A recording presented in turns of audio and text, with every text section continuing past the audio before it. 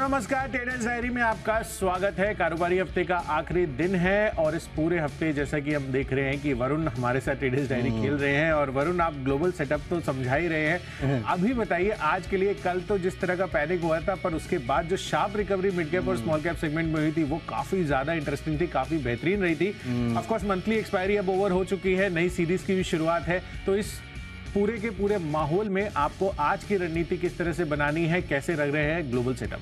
देखिए कुशल, सबसे पहले तो टाइमिंग बहुत गलत होगी कि इसी हफ्ते मुझे खेलना पड़ा और इस पूरे हफ्ते अगर आप देखेंगे तो मार्केट्स के इतने बुरे हाल थे। आई मीन 3 ट्रेडिंग सेशन में निफ्टी अगर 600-700 पॉइंट निकल जाए तो उससे बुरा क्या हो सकता है। लेकिन हाँ, कल के भी अगर आप क्यूज देखेंगे, कल नो डाउट हमारे यहाँ थोड़ी बहुत रिकवरी देखने मिली, लेकिन वो रिकवरी अगर आप देखेंगे सेकंड हाफ में तो मिड कैप स्मॉल कैप में थी, दिग्गजों में रिकवरी नहीं थी। निफ्टी को अगर आप देखेंगे तो गिरावट के साथ ही बंद हुआ है, थोड़ी बहुत वहाँ पे रिकवरी हुई, लेकिन निफ्टी में कोई डिसाइसिव रिकवरी नहीं थी। आप देखिए चार्ट देख सकते हैं, फ्लैट के फ्लैट जहाँ गिरे थे वहीं पे बंद हुए हैं। जो छोटे मजदूर स्टॉक्स है वहाँ पे थोड़ी रिकवरी हुई है, यानी कि खासकर अगर आप देखें तो शायद कुशल मेरे ख्याल से जो एफएनओ के काउंटर्स है ना, वहाँ पे रिकवरी हुई होगी, क्योंकि काफ़ी सारे मिड कैप स्टॉक्स ऐसे हैं जो कि एफएनओ में काफ़ी अच्छे स्टॉक्स है, जो कि फंडामेंटली स्ट्रॉन्ग काउंटर्स है। अब बात करते हैं यूएस के मार्केट्स की, तो देखिए बॉन्ड यील्ड्स कहीं भी जाए, लोग रिसेशन की बात करें, कुछ भी करें, लेकिन वहाँ की जो जीडीपी ग्रोथ है वो काफ़ी अच्छी आ रही है। और कल भी हमने देखा यूएस के जो जीडीपी आंकड़े आए वो काफ़ी अच्छी थी। इकोनॉमी 2 साल में सबसे तेज़ रफ्तार से बढ़ रही है, 4.9% के आसपास रही है जीडीपी, जबकि 4.3% का अनुमान था। और इसके बाद यूएस के मार्केट्स में फिर से हमने एक सेल ऑफ देखा है। तो हो सकता है कि आपको आज हमारे मार्केट्स में भी थोड़ा बहुत शेकी ट्रेडिंग सेशन देखने मिले, क्योंकि सुबह सुबह के क्यूज अगर आप देखेंगे तो डाउ फ्यूचर्स, नैस्डैक फ्यूचर्स तेज़ी में है, गिफ्ट निफ्टी हल्की फ्लैट ट्रेड कर रहा है अगर आप बोलेंगे तो, और बाकी एशियन मार्केट जो है वो भी ठीक ठाक ट्रेड कर रहे हैं। लेकिन कुशल, हम जैसे कि 2 दिन पहले बात कर रहे थे कि शायद अब वो दौर आ चुका है जहाँ पे हर राइज में आपको शायद सेल ऑफ देखने मिलेगा, और अगर कमज़ोर स्टॉक्स है आपके पोर्टफोलियो में तो जाहिर सी बात है वहाँ पे शायद बिकवाली हो सकती है।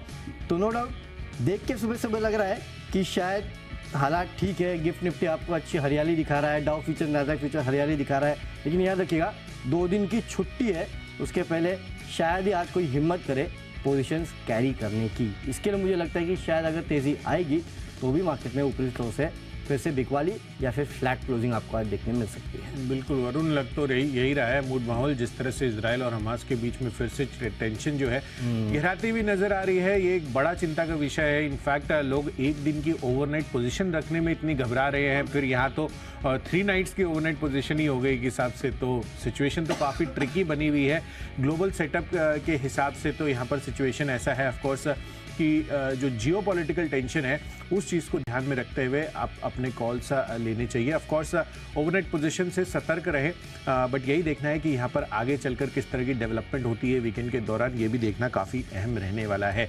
जी, 7 निफ्टी की कंपनियां रिजल्ट देने वाली, आप सोचिए 7 निफ्टी की कंपनियां, उनमें से 2 में भी मेरा ऐसा कन्विक्शन नहीं होगा कि मैं पोजीशन लेके जाऊँ, क्योंकि इस बार नतीजे भी हम देख रहे हैं ऐसे हैं कि कहीं आप कन्विक्शन के साथ नहीं कह सकते कि हाँ ये नतीजे अच्छे हैं, ये नतीजे खराब है, एटलीस्ट दिग्गजों में। और 9 एफएनओ कंपनियां, अब आप करेंगे तो करेंगे क्या? इसमें से अगर 2-4 आ गई मार्केट हाउस में तो ठीक है, बाकी आएगी तो आप पोजीशन कैरी भी नहीं कर सकते।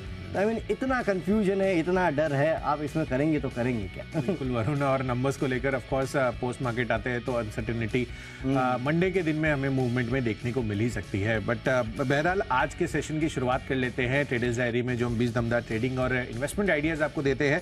उसमें सबसे पहले जो कैश सेगमेंट की कैटेगरी है उस पर चर्चा करते हैं। वरुण, कौन सा स्टॉक लिया आपने? नतीजों के दम पे ही लिया है वीनस पाइप। अक्सर हम लेते नहीं ऐसे काउंटर्स, बट नतीजे बहुत अच्छे आ गए तो ट्रेडिंग के मौके बन जाते हैं। 1320 के लेवल के लिए आपको ट्रेड करना है, 1270 का स्टॉप लॉस रखना है। कंपनी के नतीजे देखिएगा, आय में 51% की बढ़ोतरी, मार्जिन 12.5% से बढ़ के 18% के आसपास आए हैं, मुनाफा करीब 94% बढ़ा है, 10 करोड़ से बढ़ के करीब 20 करोड़ के आसपास आया, 10.5 करोड़ से बढ़ के। तो मेरे ख्याल से नतीजे अच्छे हैं तो ट्रेडिंग के मौके बनते हैं यहाँ पे, तो आप ट्रेड कीजिएगा इस स्टॉक में। 1320 के लेवल के लिए 1270 का आपको रखना है एक स्टिक स्टॉप लॉस। तो पहला कैश का काउंटर जहाँ पे आप सिर्फ ट्रेड कर सकते हैं वो है वीनस पाइप। कुशल आप बताइए। बिल्कुल, तो वीनस पाइप यहाँ पर आपको कर चलनी है खरीदारी। आंकड़े काफ़ी शानदार आते हुए दिख रहे हैं, तो ज़रूर यहाँ पर फोकस बनाकर चलिए। चलिए मेरी तरफ से यहाँ पर पहला काउंटर है, नंबर्स के लिहाज से मैंने भी स्टॉक चुना है AGI ग्रीन पैक। यहाँ पर खरीदारी करके चलिए। इसके पहले इसका नाम HSIL हुआ करता था। तो ऑफकोर्स यहाँ पर जो इस तरह के नंबर्स आ रहे हैं, यहाँ पर ध्यान दीजिए। आय करीबन 20% बढ़ी है, कामकाजी मुनाफा 58% की ग्रोथ दिखाया है और मार्जिन 16.5% से ऑलमोस्ट 22% की कंपनी ने क्लॉक इन कर दिए है। मुनाफा भी 65% ग्रो किया है। तो बेहतरीन जो नंबर्स आ रहे हैं हर एक पैरामीटर्स पर, उस वजह से मुझे लग रहा है कि AGI ग्रीन पैक में आज खरीदारी हो सकती है। 942 रुपए का टारगेट बनाकर चलिए। 903 रुपए का आपको रखना है यहाँ पर स्टॉप लॉस। चलिए ये तो हो गई कैश सेगमेंट की बात। अब डेरिवेटिव स्पेस की कैटेगरी में जो पहला हमारा कैटेगरी होता है आज का फ्यूचर्स, उसमें बात कर लेते हैं कि कौन से हमने स्टॉक्स चुने हैं। तो फ्यूचर्स में मैंने स्टॉक चुना है डिक्सन टेक का। नंबर्स ऑफकोर्स जैसे कि हमने आपको हेडलाइंस में भी बताया कि बहुत ही शानदार आते हुए दिखे हैं। जितना हमारा अनुमान था उसको बीट कर किया इन्होंने कंफर्टेबली। आय करीबन 28% ग्रो कर 4,943 करोड़ पर आई है। 4,600 करोड़ रुपए का हमारा अनुमान था। साथ ही कंपनी का कामकाजी मुनाफा भी 198 करोड़ पर कंपनी ने क्लॉक इन किया है। मार्जिन 4% पर आया है, अनुमान भी 4% का था। पिछली बारी ये 3.7% के मार्जिन पर ऑपरेट कर रहे थे। मुनाफा 47% ग्रो कर 113 करोड़ पर आया है। तो एक बीट है एस्टिमेट्स पर। खरीदारी कर चल सकते हैं 5,540 रुपए के टारगेट के लिए। 5,320 रुपए आपको यहाँ पर रखना है स्टॉप लॉस पर। आप क्या ले रहे हैं? बिकवाली का कॉल है और मेरी टीम में एक्चुअली 3 स्टॉक्स है जहाँ पे मैं बिकवाली कर रहा हूँ और इनके रीजंस बड़े वेग है। सबसे पहला यहाँ पे जो फ्यूचर्स में है RBL बैंक, यहाँ पे बिकवाली करना है 210 के लेवल के लिए 220 का स्टॉप लॉस रखना है। देखिए स्टॉक में अगर आप देखेंगे तो लगातार गिरावट देखने मिल रही है जब से नतीजे आए हैं। साथ ही साथ ये स्टॉक कल तक FNO बैंड में था। अब मुझे वैसे भी लग नहीं रहा कि मार्केट टिकेंगे इन लेवल्स पे। मुझे लगता है कि यहाँ से शायद अगर बाउंस बैक आएगा तो और गिरावट मार्केट में आ सकती है। और उस सिचुएशन में कुछ ऐसे स्टॉक्स है जहाँ पे भारी भरकम पिटाई होती है, बेसिकली हाई बीटा काउंटर्स है इसके लिए, और उसमें RBL बैंक एक है। कल तक ये बैंड में था तो आपको शॉर्ट पोजीशन बनाने का मौका नहीं मिला था। लॉन्ग बनाना है तो आप डिलीवरी ले सकते हैं, लेकिन शॉर्ट बनाना है तो क्या करेंगे? और अगर यहाँ से मार्केट में गिरावट आती है तो ये स्टॉक्स पिटेंगे। इसके लिए शॉर्ट बनाने का मौका जो है इन कंपनियों में काफ़ी अच्छा भी बनता है। इसके लिए RBL बैंक में मैं बिकवाली की सलाह दे रहा हूँ। चार्ट्स तो वैसे ही काफ़ी वीक है और FNO बैन आज क्योंकि पहला दिन है तो बाहर आ चुका है ये। मुझे लगता है फिर से शॉर्ट पोजीशन के साथ ये स्टॉक FNO बैन में जा सकता है। 210 के लेवल के लिए बिकवाली करना है। 220 का आपको रखना है स्ट्रिक्ट स्टॉप लॉस। अगली कैटेगरी ऑप्शंस की कैटेगरी और ऑप्शंस में PNB का 70 का कॉल ऑप्शन आपको खरीदना है। 5 रुपये के लक्ष्य के लिए 3 रुपये का स्टॉप लॉस रखिएगा। कल इस कंपनी के नतीजे आए थे, नतीजे अच्छे थे, लेकिन ब्रोकरेज हाउसेस ने अपने लक्ष्य में अच्छी खासी बढ़ोतरी की है। सीरियल से देखिए 64 से प्राइस टारगेट सीधे 80 का किया है। JP मॉर्गन ने 72 से प्राइस टारगेट 85 का कर दिया है। तो मेरे ख्याल से तगड़े प्राइस टारगेट्स जो है यहाँ पे बढ़ाए गए हैं। इसके चलते आज PNB में आपको भरपूर तेजी देखने मिलेगी। 70 का कॉल ऑप्शन खरीदना है। 5 रुपये के लक्ष्य के लिए 3 रुपये का रखिएगा स्टॉप लॉस। बिल्कुल, तो PNB का कॉल ऑप्शन खरीद कर चलना है। यहाँ पर CLSA की जो रेटिंग आ रही है वो काफ़ी शानदार दिख रही है, तो ऑफकोर्स खरीदारी कर चल सकते हैं। चलिए मेरी तरफ से भी एक बैंक है ऑप्शंस कैटेगरी में, प्राइवेट सेक्टर बैंकिंग स्पेस से एक्सिस बैंक है। यहाँ पर 970 रुपये का कॉल ऑप्शन आपको खरीद कर चलना है। 28 रुपये के आसपास ये आपको अवेलेबल हो जाएगा। 40 रुपये का टारगेट बनाइए, 20 रुपये का रखिए स्टॉप लॉस। रीज़न बता देता हूँ, जिस तरह से पॉजिटिव रिजल्ट्स इनके आते हुए दिखे थे उसके बाद कल के दिन में इतना रिएक्शन, बाजार की जो ओवरऑल गिरावट रही थी उसमें इतना रिएक्शन आता हुआ नहीं नजर आया। तो मुझे लग रहा है कि आज अगर बाजार में थोड़ी भी हल्की फुल्की खरीदारी या तेजी बनती है और नई सीरीज की शुरुआत है तो ऑफकोर्स एक्सिस बैंक में हो सकता है कि आगे चलकर आपको लॉन्ग्स भी बनते हुए नजर आए। तो इसी वजह से इसको ऑप्शन कैटेगरी में ही मैंने स्टॉक को चुना है। 40 रुपये के टारगेट के लिए खरीदारी कर चलिए। 20 रुपये का आपको रखना है यहाँ पर स्टॉप लॉस। ये कॉल ऑप्शन आपको खरीद कर चलना है। बढ़ते हैं अपनी अगली कैटेगरी जो है टेक्नोपिक, और टेक्निकल चार्ट्स पर ब्रेकआउट है या ब्रेकडाउन? पर ब्रेकआउट है और तगड़ा ब्रेकआउट है कुशल, और ये बेसिकली टेक्नो फंडा पिक है और वो है BSE लिमिटेड। मुझे याद है कि मैंने सोमवार को भी आपको ये स्टॉक दिया था और तभी भी टेक्निकल पिक दिया था आपको, और उसके बाद देखिए किस तरह की गजब की तेज़ी इस काउंटर पे देखने मिली। जैसा आपको याद होगा इस कंपनी के लिए खबर आई थी कि इन्होंने अपने जो चार्जेस है डेरिवेटिव सेगमेंट में वो बढ़ा दिए हैं और उसके बाद स्टॉक में अच्छी खासी तेज़ी देखने मिली थी। लेकिन साथ ही साथ एक बात याद रखिएगा, कल जब मार्केट में शुरुआत में 9-10% के आसपास की गिरावट आई, उसके बाद आप देखिए किस तरह का रिवर्सल आया स्टॉक में और 1.5-2% के आसपास की तेज़ी के साथ ये स्टॉक बंद हुआ है। यानी कि हर गिरावट में लोग इस स्टॉक में खरीदारी कर रहे हैं। और कुशल, अगर मार्केट की गिरावट नहीं होती तो ये स्टॉक आपको 1800 के लेवल पे मिलता भी नहीं, कम से कम 2000 के लेवल के आसपास ये स्टॉक आपको मिलता। इस तरह की तेज़ी स्टॉक में देखने मिलती। मेरे ख्याल से स्ट्रॉन्ग हैंड्स बाय कर रहे हैं, आपको यहाँ पे मौका नहीं चूकना चाहिए। 1880 के लेवल की खरीदारी कीजिएगा। 1800 का स्टॉप लॉस रखेगा। हालांकि स्टॉप लॉस देने के मूड में मैं था नहीं, क्योंकि जितना गिरेगा उतना आपको BSE लिमिटेड में खरीदारी करना है, क्योंकि इस तरह का चार्ट स्ट्रक्चर है, इस तरह के फंडामेंटल्स है। रडार पे रखेगा इस काउंटर को। वैसे तो लॉन्ग टर्म का है, लेकिन क्योंकि हर गिरावट में खरीदारी आ रही है, इसके लिए 1880 के लेवल के लिए आज कीजिएगा खरीदारी। बिल्कुल वरुण, इनफैक्ट जिस तरह की रिकवरी आती हुई दिखी है small cap mid cap counters में कल के दिन में, वो काफ़ी ज़्यादा शानदार थी। 6-8% स्टॉक्स गिरकर 1-1.5% ऊपर भी बंद होते हुए नजर आए। काफ़ी सारे ऐसे स्टॉक्स रहे हैं। ऑफकोर्स BSE लिमिटेड के लिए तो जो फंडामेंटल क्यूज बन रहे हैं, जो चार्जेस बढ़ाए गए हैं, वो इनके लिए काफ़ी ज़्यादा पॉजिटिव रह सकते हैं। चलिए टेक्नोपिक में BSE लिमिटेड वरुण की तरफ से, मेरी तरफ से है इंटरग्लोब एविएशन का काउंटर, जहाँ पर आपको कर चलनी है खरीदारी। अगर आप चार्ट स्ट्रक्चर देखेंगे तो यहाँ पर कल के दिन में भी मजबूती कहीं ना कहीं आपको देखने को मिलेगी। इनफैक्ट कल 0.7% तक की ही गिरावट इसमें आई थी, तो बहुत ज़्यादा स्टॉक गिरा नहीं है और धीरे धीरे जो एक्यूमुलेशन हुआ है over the past few weeks, वो काफ़ी ज़्यादा शानदार रहा है। कल के दिन में आप कच्चे तेल भी देखिए तो 2 से 2.5% तक की गिरावट रही है। और जिस तरह से अप्रैल से लेकर सितंबर तक का परफॉर्मेंस रहा है घरेलू एविएशन इंडस्ट्री का, वो काफ़ी ज़्यादा शानदार है। तो इस वजह से मुझे लग रहा है कि इंटरग्लोब एविएशन बाजार का दिग्गज एविएशन काउंटर सबसे ज़्यादा मार्केट शेयर होल्ड करता है। तो मुझे लग रहा है कि यहाँ पर तेज़ी बन सकती है आज के दिन में। ऑफकोर्स टेक्निकल चार्ट्स पर ही मैं ये राय दे रहा हूँ आपको। 2500 रुपये के टारगेट आज के लिए बन सकते हैं। 2410 रुपये आपको रखना है यहाँ पर स्टॉप लॉस। चलिए, ये तो हो गई है टेक्नोपिक की बात। आगे बढ़ते हैं फंडा पिक की तरफ। फंडा पिक में एक नंबर्स के लिहाज से मैंने स्टॉक चुना है आवास फाइनेंशियल्स का। अब आप देखिए यहाँ पर जिस तरह की नंबर्स आते हुए दिखे हैं, NI में करीबन 18% की ग्रोथ है, फंडामेंटली अच्छा है। NIs में भी करीबन मुनाफे में करीबन 14% ग्रो कर 122 करोड़ पर आंकड़ा आया है। और जो एसेट क्वालिटी है वहाँ पर भी बहुत ज़्यादा आपको डिक्लाइन या कमज़ोरी देखने को नहीं मिली है। तो उस वजह से जो जेफरीज है उन्होंने खरीदारी की राय बरकरार रखते हुए 1950 रुपये के टारगेट्स देते हुए अभी दिख रहे हैं पोस्ट रिजल्ट्स भी। तो मुझे लग रहा है कि यहाँ पर तेज़ी बन सकती है। फंडामेंटली क्यूज इनके लिए बढ़िया बने हैं नतीजों के बाद। आवास फाइनेंशियल्स खरीदारी करके चलिए 1625 रुपये के टारगेट के लिए 1560 रुपये आपका बनेगा स्टॉप लॉस। चलिए, तो आवास फाइनेंशियल यहाँ पे आपको करनी है खरीदारी। मेरी तरफ से फंडा पिक है श्रीराम फाइनेंस। खरीदारी कीजिएगा 1850 के लेवल के लिए। 1770 का स्टॉप लॉस रखना है। कल ऑलमोस्ट मार्केट बंद होने के टाइम, मेरे ख्याल से 3-3 बजे के आसपास इस कंपनी के नतीजे आए थे। नतीजे अच्छे थे, लेकिन आज तमाम ब्रोकरेज हाउसेस ने अपने प्राइस टारगेट बढ़ा दिए हैं। जेफरीज लक्ष्य बढ़ाया है 2200 से बढ़ा के 2300। HSBC 2260 से बढ़ा के 2300 किया है। तो मेरे ख्याल से आज थोड़ा बहुत अपवर्ड मूवमेंट जो है आपको श्रीराम फाइनेंस में देखने मिल सकता है। 1850 के लेवल के कीजिएगा खरीदारी। 1770 का रखना है स्टॉप लॉस। चलते अगली कैटेगरी, जो कि वर्ल्ड कप स्टॉक। और वर्ल्ड कप स्टॉक एक IT कंपनी है और वो है पर्सिस्टेंट सिस्टम। यहाँ पे आपको खरीदारी करना है। 6000 के लेवल आपको अगले 1 महीने में देखने मिल सकते हैं। देखिए, बेसिकली स्टॉक मैं इसके लिए दे रहा हूँ क्योंकि इस कंपनी के नतीजे तो आ चुके हैं। नो डाउट IT स्टॉक्स में ग्लोबली अगर आप देखेंगे तो दबाव देखने मिल रहा है, लेकिन इस स्टॉक में उतना दबाव देखने नहीं मिल रहा है। चार्ट जो है इस काउंटर के वो काफ़ी मजबूत है और जैसे रिकवरी आएगी सबसे तेज़ भागने वाले स्टॉक में पर्सिस्टेंट सिस्टम होगा। इनफैक्ट मैं जब 1 बजे का शो करता हूँ कुशल, तो 2 टेक्निकल एनालिस्ट जो है हमारे, उन्होंने कंटिन्यूस पर्सिस्टेंट सिस्टम पे खरीदारी की सलाह भी दी है। यानी कि चार्ट स्ट्रक्चर अगर आप देखेंगे तो काफ़ी मजबूत है। और मुझे लगता है कि IT स्पेस में जैसे ही रिकवरी आएगी सबसे पहला स्टॉक अगर कोई भागेगा तो वो पर्सिस्टेंट सिस्टम हो सकता है। उनका टारगेट अगर आप देखेंगे तो 6080-6070 के आसपास का है। वो एक रेजिस्टेंस लेवल है, तो उस लेवल के लिए खरीदारी की सलाह काफ़ी सारे टेक्निकल एनालिस्ट ने दी है। लेकिन मेरा यहाँ पे लक्ष्य 6000 रुपये का है। कंजर्वेटिव है थोड़ा, लेकिन उन लेवल्स तक ये स्टॉक ज़रूर पहुँचेगा। रिकवरी में बड़ा पार्टिसिपेशन देखने मिलेगा। होल्ड कीजिएगा स्टॉक को अगले 1 महीने में 6000 के लेवल के लिए।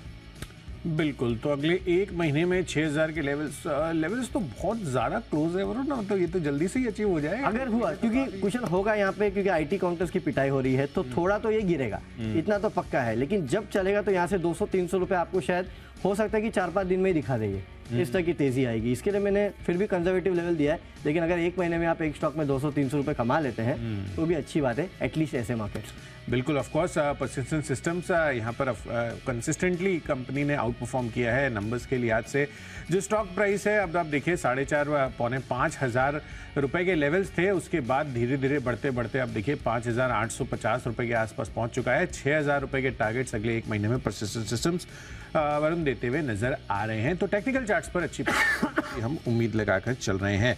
चलिए, ये तो हो गया वर्ल्ड कप स्टॉक और वरुण की तरफ से। मैंने अपने स्टॉक को यहाँ पर इस कैटेगरी में चुना है SBI कार्ड्स का। तो फेस्टिव बाइंग पर फोकस है, फेस्टिव जो परचेज है, जो स्पेंडिंग है, वो अब आगे बढ़ती हुई नजर आएगी। ऑफ कोर्स इस वजह से कहीं ना कहीं जो क्रेडिट कार्ड स्पेंड है वहाँ पर भी आपको इजाफा देखने को मिलेगा और इसी कारण से मुझे लग रहा है कि यहाँ पर SBI कार्ड्स आपको एक बड़ा बेनिफिशियरी बनकर निकलकर सामने आ सकता है। ऑफ कोर्स पेरेंटेज भी काफ़ी स्ट्रांग है, तो बैंक्स के ज़रिए भी कार्ड्स जो है वहाँ पर भी बिक्री काफ़ी अच्छी हो सकती है। एंड 850 रुपये के टारगेट बहुत ही कंजर्वेटिव बेसिस पर अगले 3 महीनों में ये अचीव कर सकता है। तो 10 से 15% के गेंस के लिए आप SBI कार्ड्स होल्ड कर चल सकते हैं, खरीदारी करिए। चलिए अब आगे बढ़ते हैं अगली कैटेगरी निवेश के लिहाज से और इन्वेस्टमेंट में मैंने स्टॉक चुना है स्टरलाइट टेक का। तो यहाँ पर ऑप्टिकल फाइबर स्पेस में अगर आपको प्ले करना है, टेलीकॉम सेक्टर को ध्यान में रखते हुए स्टरलाइट टेक एक बहुत ही अच्छी बेट रह सकती है। यही नहीं, आप देखिए तो यहाँ पर जिस तरह से पिछले कई सालों से इन्होंने ऑप्टिकल फाइबर नेटवर्क अपना एक्सपैंड किया है, तो देश की सबसे बड़ी ऑप्टिकल फाइबर मैन्युफैक्चरर यहाँ पर ये कंपनी बनती हुई दिख रही है। और जिसके जो नंबर्स आए थे, नंबर्स आने के बाद CLSA ने यहाँ पर आउट परफॉर्म की रेटिंग बरकरार रखते हुए 170 रुपये के टारगेट्स अब ये देते हुए नजर आ रहे हैं। तो 180 रुपये के टारगेट अगले 1 साल में मुझे लग रहा है कि स्टरलाइट टेक आपको दिखा सकता है।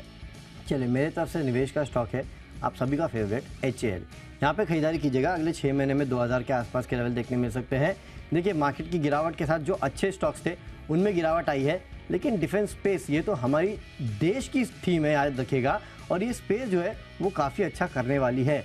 मार्केट की गिरावट के साथ गिरावट आई है, तो ऐसे स्टॉक्स में आप खरीदारी कीजिएगा। पोर्टफोलियो में रखने का समय आ चुका है, इन स्टॉक्स को रख के भूल जाना है। 2000 का लेवल 6 महीने में, और यहाँ से मार्केट चला तो 2500-3000 के लेवल भी दिखा सकता है। तो HAL में आप कीजिएगा खरीदारी। अगली कैटेगरी खबरों के दम पे, और खबरों के दम पे मुझे कोलगेट अच्छा लगता है। 2090 के लेवल के खरीदारी कीजिएगा। 2005 का स्टॉप लॉस रखना है। नतीजे कंपनी के ठीक ठाक है। वॉल्यूम ग्रोथ अगर आप देखेंगे तो फ्लैट रही है 3 से 4%, लेकिन कंपनी के मार्जिन अगर आप देखेंगे तो बढ़ के आए हैं 32.9%, 31.9% का अनुमान था, 29.4% से बढ़ के आए हैं। और JP मॉर्गन और जेफरीज दोनों ने अपने लक्ष्य बढ़ाए हैं। खासकर जेफरीज 2320 का लक्ष्य दे रहे हैं, JP मॉर्गन 2135 का लक्ष्य दे रहा है। तो इसके लिए मुझे लगता है कि आज कोलगेट में तेजी हो सकती है।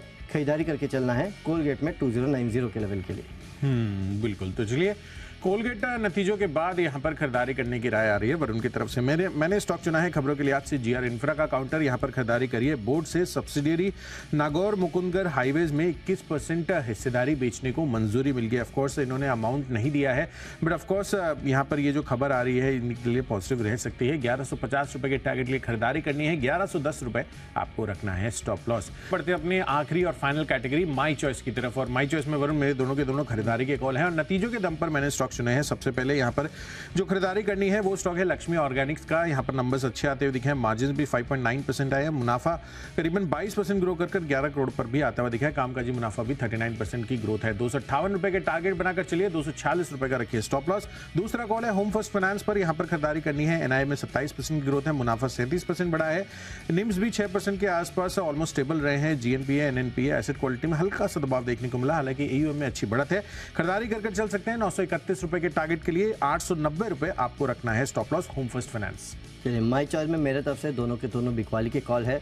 सबसे पहले सीमेंस में आपको बिकवाली करना है 3320 के लेवल के लिए। 3460 का स्टॉप लॉस रखना है। चार्ट कमजोर है और अगर आप देखेंगे ग्लोबली सीमेंस ग्रुप के जितने भी स्टॉक्स हैं उनमें गिरावट देखने मिली है। कल सीमेंस एनर्जी में 35% की गिरावट थी। सीमेंस AG का ADR अगर आप देखेंगे तो 4.5% के आसपास की गिरावट वहाँ पे भी थी। तो इस ग्रुप में कुछ चल रहा है, दिक्कत है, उसके चलते आज इंडिया में भी सीमेंस में आपको गिरावट देखने मिल सकती है। बिकवाली कीजिएगा इस काउंटर में। और दूसरा काउंटर है इंडिया बुल्स हाउसिंग फाइनेंस। बिकवाली करना है 151 के लेवल के लिए। 158 का स्टॉप लॉस रखना है। पूरे सीरीज में हमेशा ये बैन में रहता है। आज पहला दिन है, FNO बैन में है नहीं।